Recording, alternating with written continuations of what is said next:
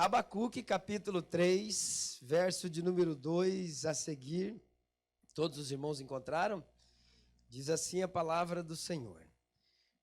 Ouvi, Senhor, a tua palavra e temi. Aviva, ó Senhor, a tua obra no meio dos anos. E no meio dos anos a faze-a conhecida. Na ira, lembra-te da misericórdia. Amém? Ouvi, Senhor, a tua palavra e temi. Aviva, ó Senhor, a tua obra no meio dos anos. E no meio dos anos faze-a conhecida, e na ira lembra-te da misericórdia. Pai, nós te damos graça mais uma vez, te bendizemos, te louvamos, te agradecemos, Pai. Somos extremamente privilegiados de podermos estar aqui nesse horário, oferecendo ao Senhor a nossa oferta de gratidão, de louvor, de adoração ao teu santo nome, Pai. Quero te pedir mais uma vez, querido Espírito Santo, que neste momento, meu Pai, coisa alguma, seja do mundo natural, seja do mundo espiritual, possa agir para tirar a produtividade da sua palavra. Que o Senhor as repreenda, que o Senhor as tire do nosso meio. Qualquer tipo, meu Pai, de entretenimento, qualquer coisa que possa tentar agir para que a tua palavra não produza o efeito necessário para a qual ela vai ser mandada, que o Senhor arranque de nós e do nosso meio. E que a tua palavra encontre livre acesso, livre morada em nossos corações e ela permaneça em nós. E todas as vezes que nós tivermos necessidade, que ela se manifeste na nossa vida e assim produza o efeito necessário pela qual ela está sendo enviada.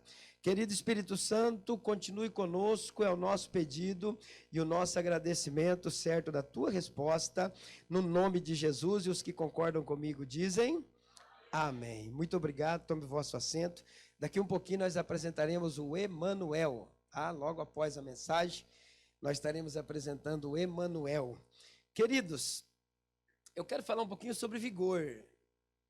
Como nós temos aqui muitos alunos de medicina, temos médicos aqui já no nosso meio, temos a doutora Michele aí também. A palavra vigor, ela tem uma das suas definições, ela significa uma característica daquele que tem energia física, que tem força, que tem vitalidade. Quando a gente fala de vigor, a gente fala de uma pessoa que está na ativa, que ela é constante, que ela é uma pessoa que ela não tem muita dificuldade ou nenhuma dificuldade para exercer determinados trabalhos, sejam eles leves ou sejam eles pesados. Quando a gente fala de vigor físico, por exemplo, de vitalidade, a gente sabe que existe N remédios, N alimentos que a gente pode utilizar para que a gente possa receber vigor. Tem pessoas, por exemplo, que quando vão executar determinada função ou determinada atividade, eles tomam um energético, né? Para ficar forte, para aguentar o tranco. Tem gente que talvez vai trabalhar excessivamente e aí vai lá e toma um Red Bull ou alguma coisa do gênero para poder ter energia, para poder ter força, para poder ter vitalidade. Quando eu falo de vigor, eu falo de uma força que acontece dentro de nós, e o Osé sabe do que eu estou falando, que é alguém que é diretor de uma academia, sabe que a pessoa precisa estar muito bem preparada para que o vigor nela seja contínuo. Nós temos um grande problema no nosso meio, problema que a gente deveria pensar muito em resolver esse problema, porque vai chegar um dia que essa fatura vai chegar para nós, que é o sedentarismo, que a gente não pratica nada, não caminha, não corre, come bem. Glória a Deus, que o crente come bem, isso é uma bênção de Deus. Só que chega um determinado momento da nossa vida que nos falta vigor para determinada função. Nos falta força, nos falta vitalidade, e aí a gente não consegue exercer com excelência aquilo que deveríamos exercer por falta de vigor. Isso eu estou falando de âmbito físico, agora espiritualmente. Como que faz para ter vigor espiritual?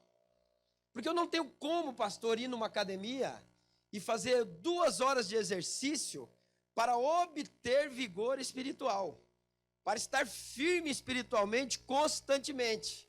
Eu não tenho como chegar aqui no meu vizinho do lado, na farmácia, e dizer, rapaz, me dê 2 comprimidos aí, para mim poder aguentar essa semana aí, que eu pastorei uma igreja, e a coisa não é fácil, eu preciso de vigor espiritual para mim poder suportar as adversidades que vêm, os trabalhos que me são colocados. Não existe um comprimido, não existe uma fórmula mágica, pastor, para a gente ter vigor espiritual. Alguém pode dizer, pastor, mas quem ora e jejuma muito, quem lê bastante a Bíblia tem vigor. Não.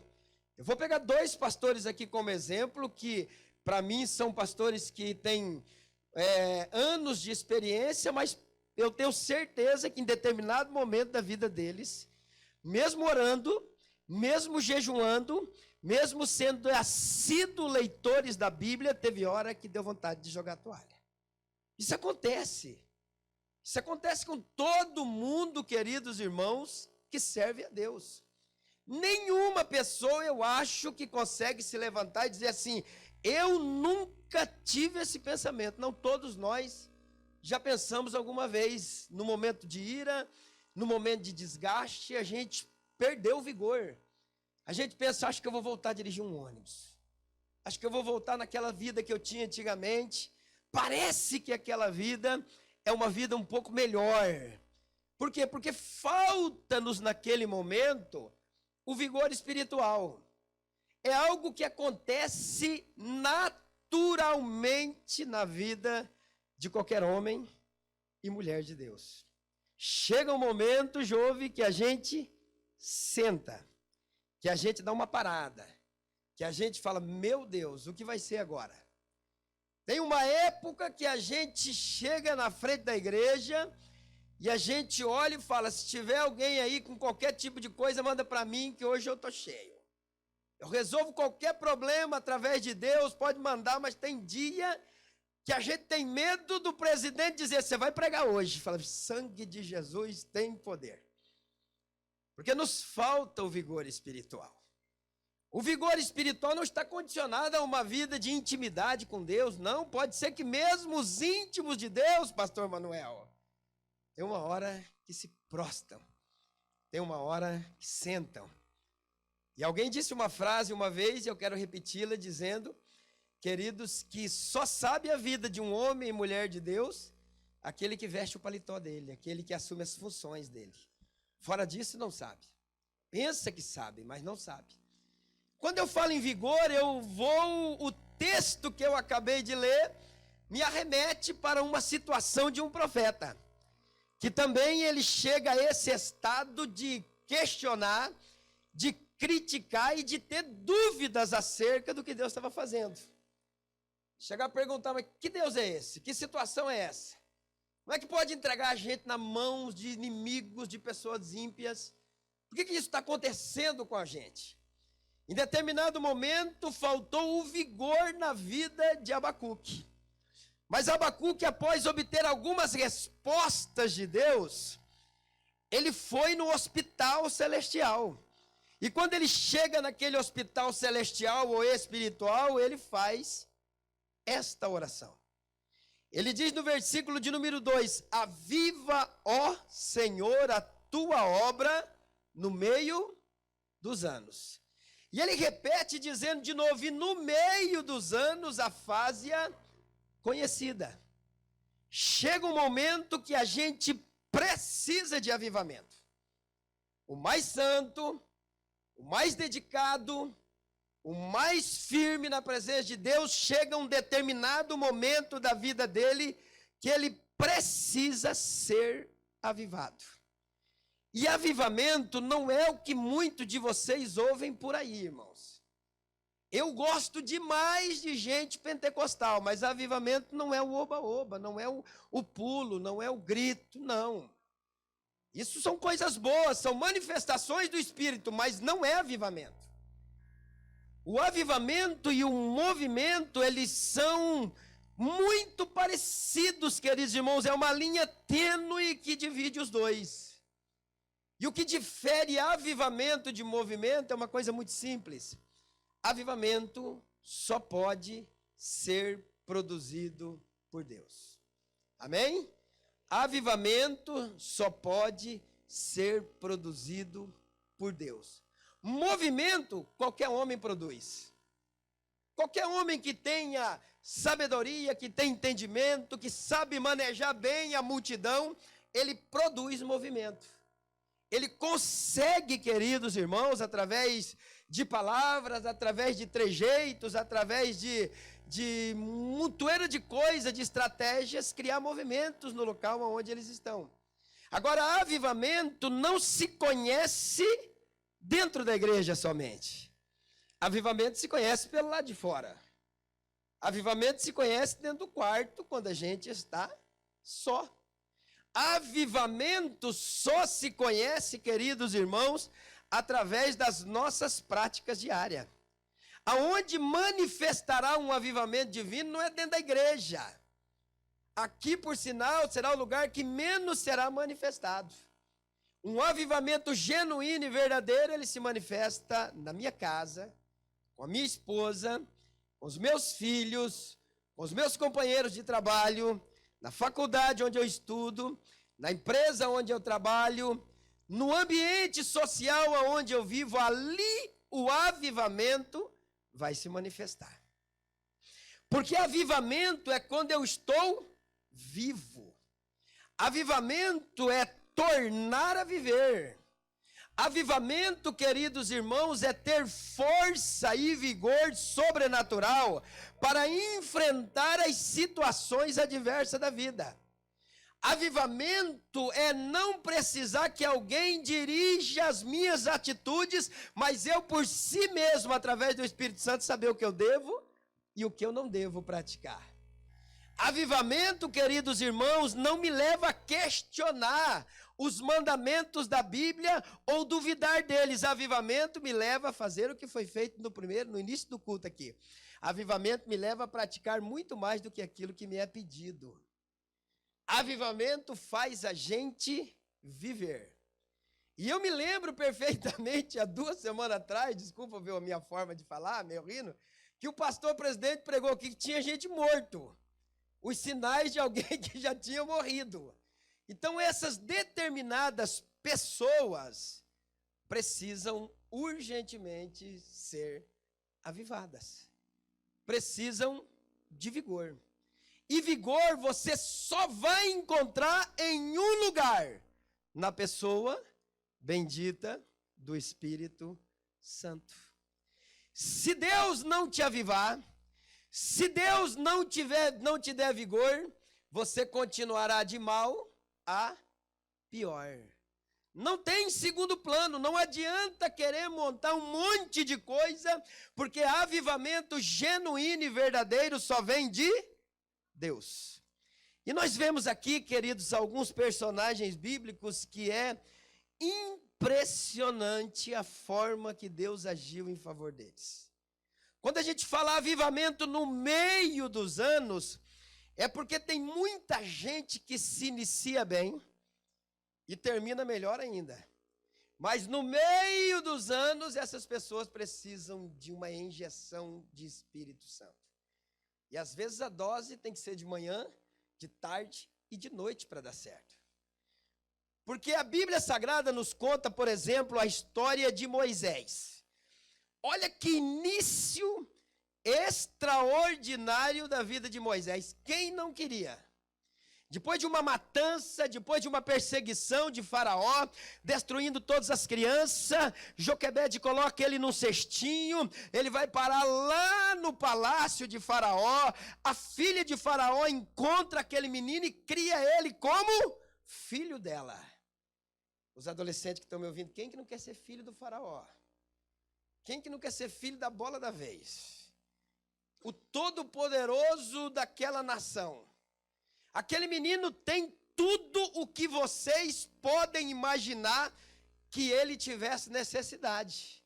Não lhe faltava nada. Quem é o pai de Moisés? Faraó. Não mexe. Então esse aí manda e não pede. Estudou nas melhores escolas, teve os melhores ensinamentos, estava sendo preparado para algo grande dentro do Egito. Isso foi o início da vida de Moisés. andando por dentro de um palácio para cima e para baixo, se relacionando com os maiores poderes que haviam dentro do Egito. As amizades de Moisés eram só as amizades elitizadas. Moisés era o menino da vez. Será que Moisés teve alguma dificuldade na sua infância, no seu início de vida? Moisés não encontrou esse tipo de dificuldade. Porque tudo que qualquer ser humano desejaria, Moisés tinha. Tudo que qualquer ser humano desejasse no seu coração, no seu pensamento, estava ao alcance de Moisés. Esse foi o início da vida dele. Um início maravilhoso. Quem que não quer ter o final que teve Moisés na vida dele? Moisés sobe num monte, Moisés conversa com Deus cara a cara, Deus mostra para Moisés a terra prometida. Deus diz para ele, você não vai entrar, mas hoje você não vai entrar, mas daqui uns dias eu te coloco. Deus pega e mata Moisés, ou chega o tempo determinado, e Deus esconde o corpo e toma Moisés para si.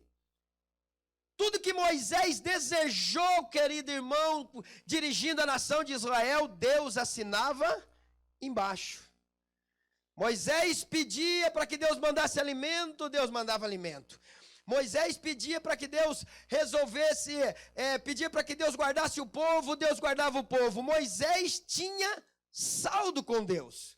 Na hora de Moisés partir dessa terra, o próprio Deus vai lá e faz o culto fúnebre dele. Não, isso é coisa extraordinária. Tem gente que quando morrer não vai 10 pessoas no culto dele, gente. Tem gente que a gente fica preocupado, às vezes convoca toda a igreja, vamos lá, porque morreu o fulano, tem ninguém lá. O culto fúnebre de Moisés foi o próprio Deus que fez, eu que vou velar aqui. Eu que vou trazer para mim o corpo, nós vamos fazer um negócio diferente, vamos até esconder. Que final glorioso, né? Quando Deus faz isso com Moisés, Deus deixa claro que Moisés era um homem que agradava a Deus de uma maneira maravilhosa. Mas e o meio da vida de Moisés? Quem quer? Quem deseja o meio da vida de Moisés? Quem quer passar as aflições que Moisés passou? No meio da vida de Moisés, se Deus não tivesse avivado ele, ele não teria suportado. A Bíblia Sagrada chega a dizer que quando Deus decide que vai destruir Israel, que vai matar todo o povo e que vai começar um novo povo através dele, ele disse assim, me manda para o inferno, risca o meu nome do livro da vida, mas não destrua a vida desse povo. Para nós que não conseguimos ficar sozinhos. Eu não consigo ficar sozinho. Deus me deu uma marinês, já falei que quando for para morrer, ou se não formos arrebatados antes, leve eu primeiro. Moisés tem que deixar a família e os filhos para cumprir uma missão específica de Deus. Quem que quer uma vida dessa, irmãos? Uma vida em que quanto mais ele trabalhava, mais as pessoas reclamavam de Moisés. Aflições em cima de aflições, que chega a Moisés a dizer assim, porventura, sou eu Deus desse povo? Foi eu que criei esse povo para viver desse jeito?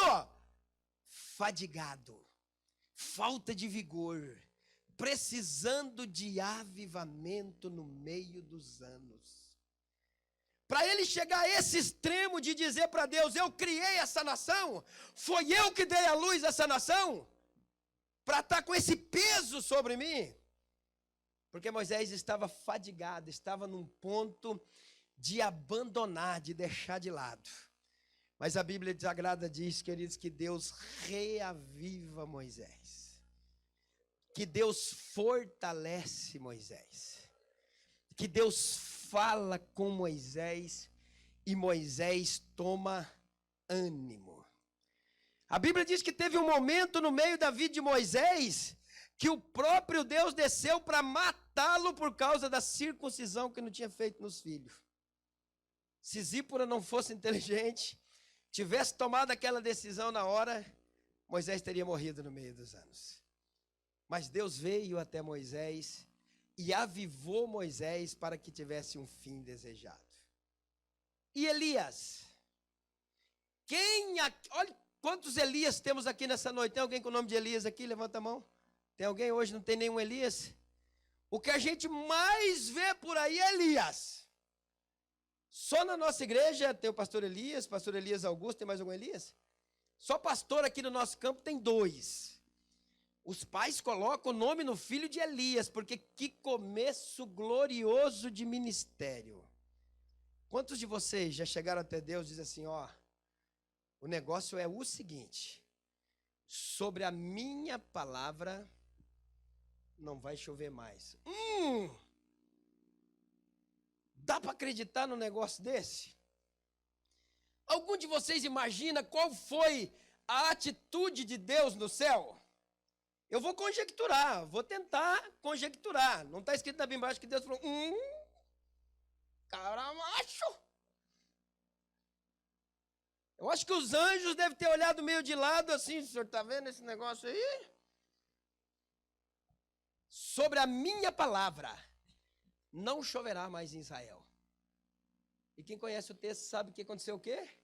Nem uma gotinha de água caiu mais. Nem orvalho na terra. Eu acho que Deus, porque o meu jeito é esse, eu acredito que Deus, a Bíblia diz que ele é imagem e semelhança nossa, eu acho que ele falou, o homem pediu, está pedido. Vamos fazer. Vamos ver o que ele quer. Não choveu, queridos, trazendo pobreza, trazendo miséria. O homem vai para a beira de um riacho, olha que coisa extraordinária, se assenta na beira daquele riacho e Deus pega e manda o que para ele? Carne e pão. E nós, falando em carne, aí falou nossa língua. Pensa num povo carnívoro, somos nós. Os urubus, os corvos chegam lá e servem a Elias para que ele não passasse necessidade. Você já parou para imaginar um começo de ministério, Timóteo, desse jeito? Estou com fome, manda aí. Daqui um pouquinho só escuta a revoada. E pum, cai lá o bifão. O que a Bíblia diz. Do lado um riacho limpinho para tomar um monte de água. Desce sede, só cama e água fresca, porque sentou do lado do riacho, comeu e bebeu. Não trabalhou. E a Bíblia Sagrada conta que este homem entra num propósito, este homem entra num conflito, numa guerra, e ele convoca toda a nação de Israel, convoca todos os deuses, entre aspas, que existiam em Israel, e faz um desafio gigante. Hoje vocês saberão quem é Deus em Israel. Se Deus for o vosso Deus, vós servirei a ele. Se Baal ou Astarote for o vosso Deus, vós servireis a eles.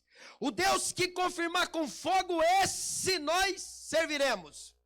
E a Bíblia Sagrada diz que os profetas de Baal foram lá, convocaram, fizeram o altar, prepararam, colocaram o seu sacrifício e começaram a orar pela manhã. Manda fogo, Baal. Manda fogo. Manda fogo, mostra para Israel que o Senhor é Deus. A Bíblia diz que a oração passou do meio-dia. E ora, e ora, e ora. E Elias chega meio disfarçado. Ei, dá uma perguntadinha se ele não está de férias. Pergunta para o assessor dele se ele não está dormindo. Porque não está mandando fogo. Todo Israel contemplando aquela cena, queridos irmãos. E a Bíblia diz que depois de muito tempo de oração, de se cortarem, de fazer extremos sacrifícios, não mandou fogo. Aí ele fala o seguinte, enche de água aí nessas valetas, nesses regos, mas coloca muita água. Coloca bastante, que o negócio aqui é forte. Preparou o altar, encheu de água e falou assim, Senhor, manda fogo sobre esse altar, para que todos saibam que o Senhor é Deus em Israel. A Bíblia diz, queridos irmãos, que o negócio lambeu toda a água que tinha, e o fogo consumiu todo o altar, e o nome do Senhor foi glorificado, e naquela tarde, Elias matou 850 profetas que eram contra Deus. Esse é o começo da vida de Elias. E tem mãe aí já pensando em colocar o nome do filho de Elias. Já tem, vou colocar esse nome no meu filho. E o final da vida desse homem, pastor Isaías, que simboliza o final da igreja. Um homem que executou pelo menos grandes 7 milagres, e que no final da vida dele, Deus começa a avisar que queria tomá-lo para ele. E a Bíblia diz que Elias subiu num redemoinho, não é assim? E uns carros de fogo vieram e ele num redemoinho foi tomado aos céus. Não parece, aleluia, foi fraco. O homem Deus falou assim, vou buscar o meu profeta na terra. Mandou um redemoinho com carros e cavaleiros de fogo que estava ali fazendo a comitiva. E Deus toma Elias e Elias nunca mais é visto. Que final glorioso!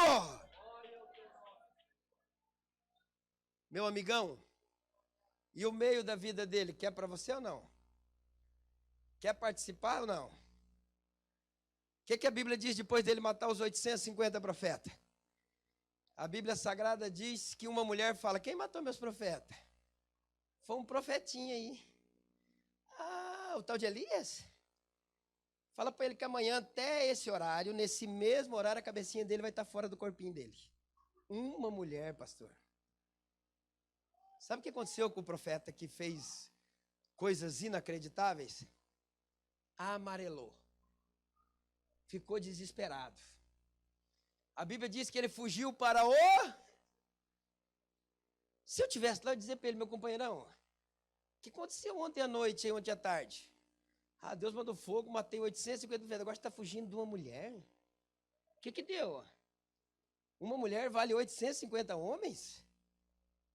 A Bíblia diz que ele vai para o deserto e ainda lá ele faz uma coisa que eu fico indignado. Ele chega no deserto e fala, mataram todos os teus profetas, Senhor. Só sobrou eu, mata eu também, Senhor. Aí Deus olhou para os anjos e falou, ele está de brincadeira. Ele está achando que ele é o último do pacote.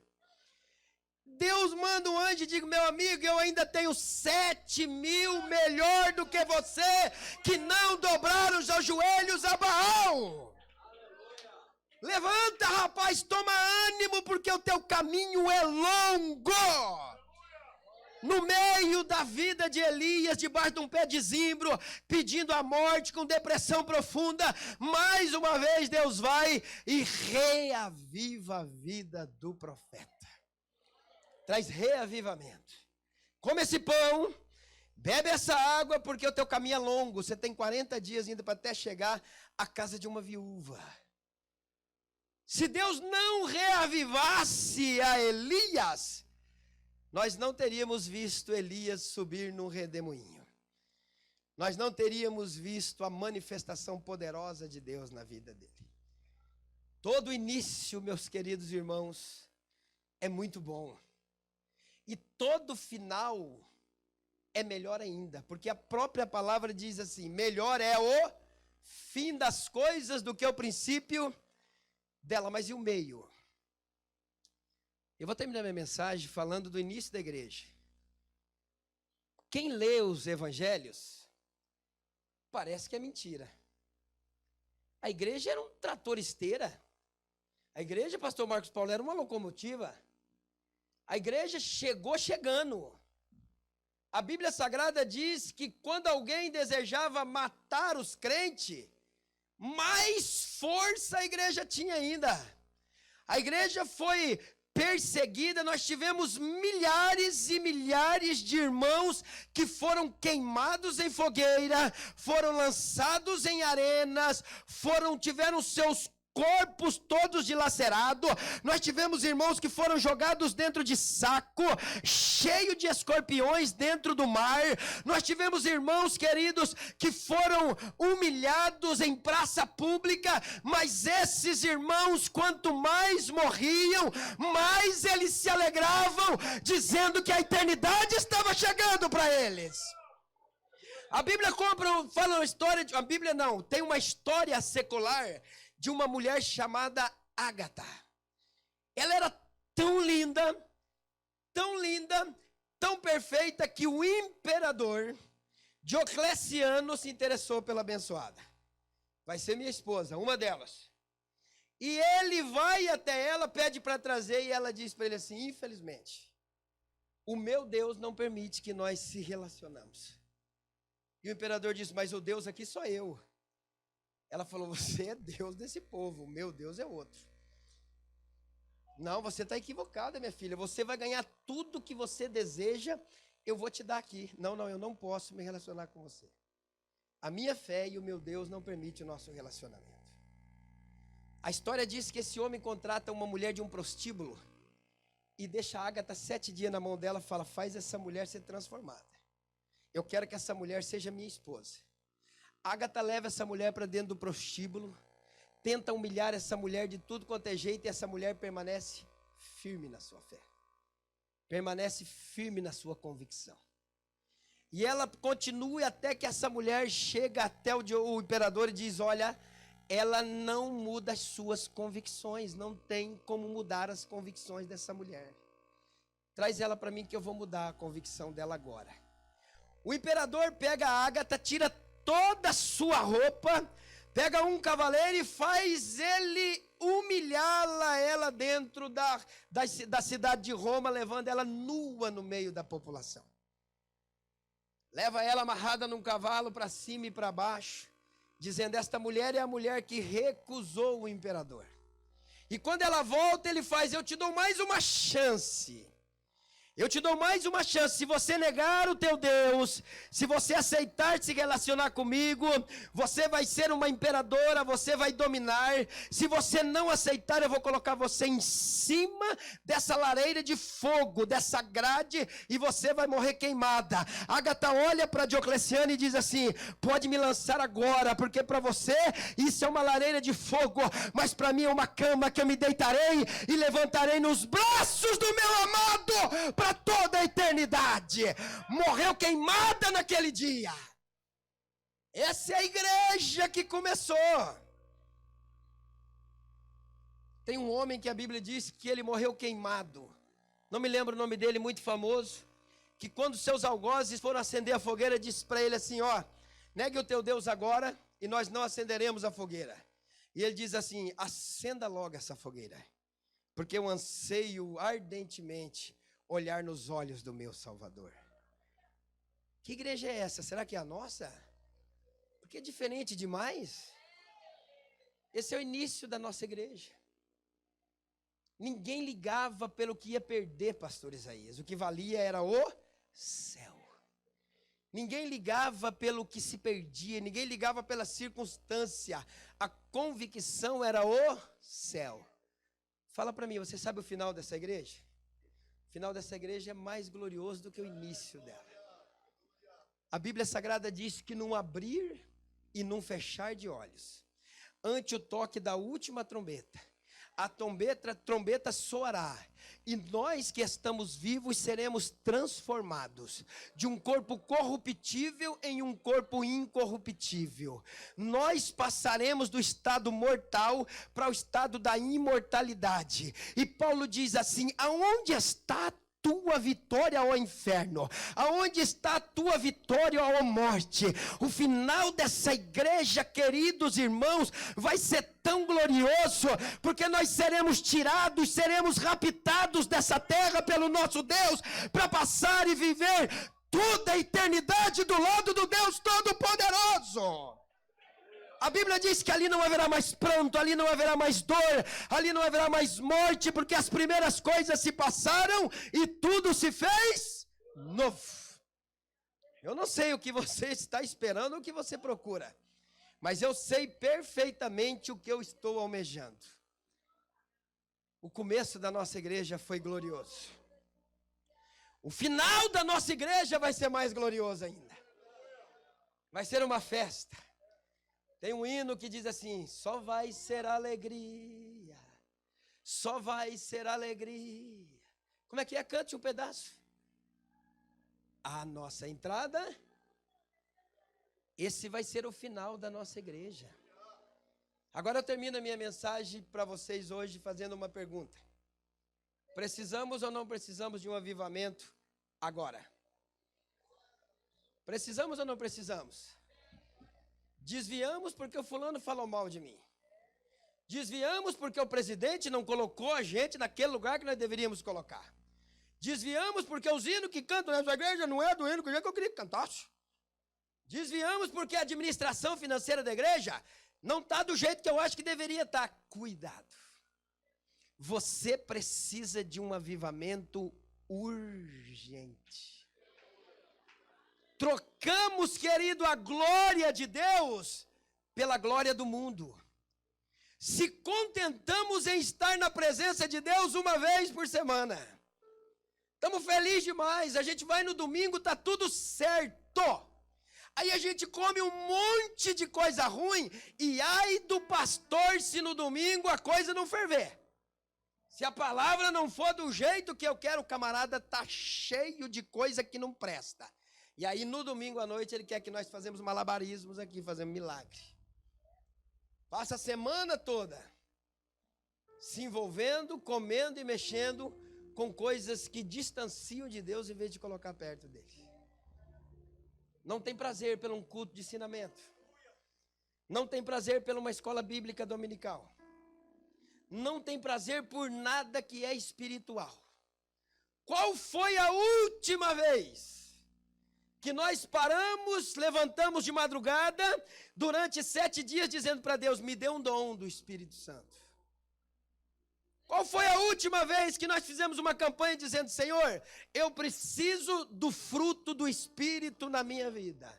Não, a igreja ficou um local legal. A igreja tem um monte de gente legal. A igreja é um ambiente legal da gente ir. Tem cantores bons, tem pregadores que falam a palavra que me agrada. A igreja é um lugar assim, onde eu encontro socialmente com as pessoas. Eu me sinto bem dentro da igreja. A igreja não é local para se sentir bem. A igreja é local para fazer Deus se sentir bem. A igreja é um ambiente para nós se relacionar, para que a glória de Deus se manifeste. Não tem meio termo. Ou Deus nos reaviva, ou poderemos ficar fora desse grande presente que Deus vai dar para a igreja. Se coloque em pé que já foi a hora.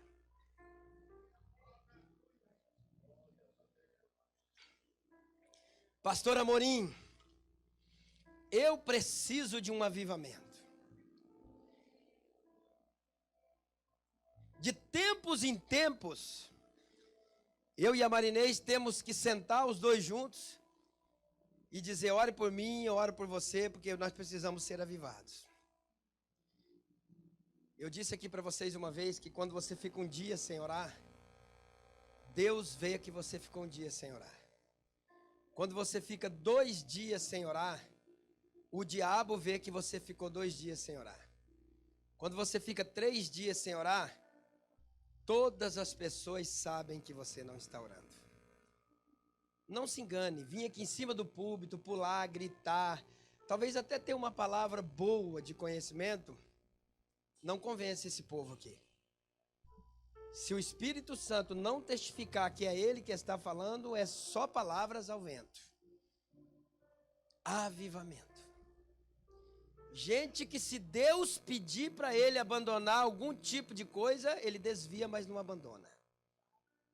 O céu não é para essas pessoas. Ou essas pessoas precisam ser reavivadas urgentemente. Eu quero orar nesta noite para você que, como eu, nesse tempo de crise, de dificuldade, precisa de um avivamento. Pastor, quando eu comecei na igreja, pastor, eu orava, eu jejuava, eu ia nas campanhas, eu ia na quarta, eu ia na quinta, eu ia na terça. Meu Deus, não tinha negócio. Se tivesse gasolina, eu ia de a pé. De tanto que eu gostava de ir na igreja. Hoje, pastor, eu vou cada 15 dias. Qualquer coisa que aparece para mim já é melhor do que estar na igreja. A gente vai esfriando, a gente vai desanimando, a gente vai meio que parando. E não tem outro caminho. O único caminho é Deus te avivar. É você dizer, Senhor, tenha misericórdia de mim. Você ter falta de vigor espiritual não é errado. Errado é você não pedir a Deus para te revigorar. É você não correr atrás disso, pedir para Deus para Ele poder trazer vigor espiritual. Eu passei por uma fase tão desanimada na minha vida que eu me lembro que eu chegava do meu trabalho todo dia e ia para o meio do mato. Eu trabalhava até 1h da tarde, chegava do meu trabalho e corria para dentro do mato. Eu acho que eu fui uns 40 dias para dentro daquele mato, sentava naquele mato e chorava a tarde inteira. Dizendo, por que eu não sinto o Senhor? Por que eu estou ficando desse jeito? O que aconteceu comigo? Aonde que eu errei? Fiquei procurando problema em mim. O que eu estou fazendo que está desagradando o Senhor? Porque eu não consigo, irmãos, eu tenho minha esposa e 2 filhos aqui me ouvindo. Eu não consigo viver uma vida na presença de Deus sem ver a manifestação dele. Não consigo. Sexta-feira tivemos um culto, levantou-se um profeta, e esse profeta veio até mim e diz assim, você é um homem que não aceita a normalidade na tua vida. E eu nunca tinha visto aquele menino. E ele disse, assim te diz o Senhor, a tua vida será anormal a partir de hoje. E eu não aceito mesmo, irmão. Não aceito, sabendo do Deus que eu e você temos, viver uma vida medíocre espiritual, uma vida miserável espiritualmente, uma vida de relacionamento de uma vez por semana. Isso nunca vai acontecer na minha vida, em nome de Jesus. Nunca vai acontecer. Eu quero me relacionar todo o tempo com o Senhor. Você que precisa de um avivamento, eu queria que você colocasse a mão no seu coração. Você que precisa que Deus te reavive nesse tempo de crise, coloque a mão no seu coração. Nós vamos orar aqui nesta noite.